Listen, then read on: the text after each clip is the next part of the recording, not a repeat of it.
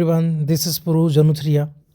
हमने एक session start किया था जिसमें अपन class 6 to 9th history NCERT notes अपने बनाए थे और उनको कंप्लीट करने वाले थे। ठीक है, तो इससे रिलेटेड ऑलरेडी 4 वीडियोस मैं अपने चैनल पर डाल चुका हूँ। ये इसका पार्ट 5 है। तो चलिए स्टार्ट करते हैं। इमारतें, चित्र तथा किताबें। लोह स्तंभ। महरौली दिल्ली में कुतुब मीनार परिसर में खड़ा लोह स्तंभ लगभग 1500 साल पहले का है। ऊंचाई की बात की जाए तो 7.2 मीटर, वजन 3 टन से भी ज़्यादा है। इस पर खुदे अभिलेख में चंद्र नामक शासक की चर्चा है जो संभवतः गुप्त वंश के थे। इमारतें ईंटों और पत्थरों की। स्तूप शाब्दिक अर्थ टीला, आकार गोल या लंबे, छोटे बड़े।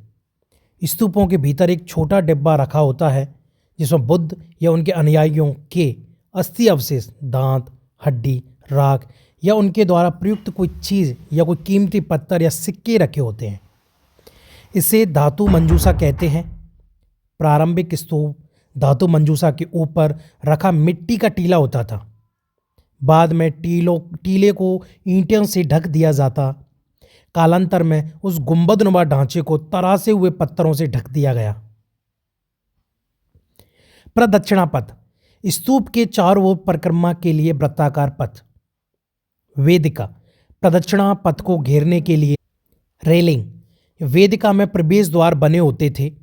रेलिंग तथा तोरण प्राय मूर्ति कला की सुंदर कलाकृतियों से सजे होते थे।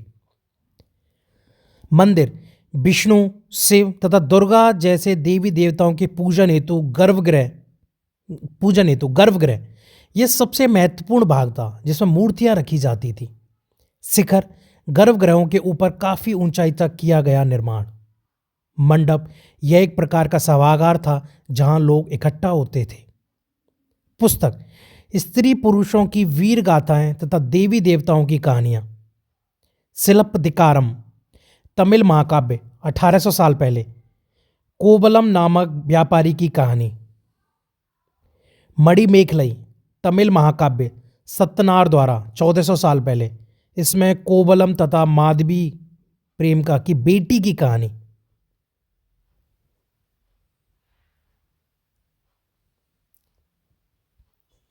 पुराण इसमें विष्णु, शिव, दुर्गा इत्यादि देवी देवताओं की कहानियां, पूजा विधि, संसार की सृष्टि तथा राजाओं की कहानियां हैं।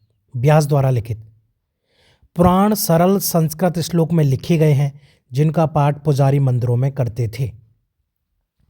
महाभारत लगभग 1500 साल पहले संकलित यह संस्कृत महाकाव्य है जिसमें हस्तिनापुर राज्य के सिंहासन के लिए कौरवों तथा पांडवों के बीच युद्ध की कहानी है।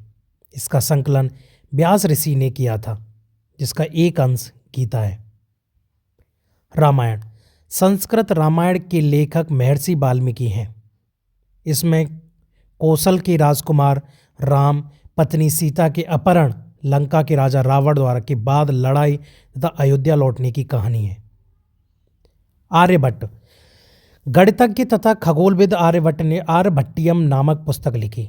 इसमें लिखा है कि दिन और रात पृथ्वी के अपनी धुरी पर चक्कर काटने की वजह से होते हैं।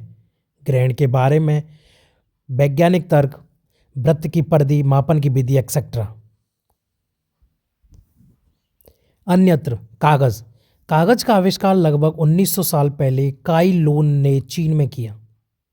यह 1400 साल पहले कोरिया, तुरंत बाद जापान, 1800 साल पहले बगदाद और फिर यूरोप, अफ्रीका और एशिया के अन्य भागों तक फैला। भारतीय उपमहाद्वीप में कागज की जानकारी बगदाद से ही पहुंची।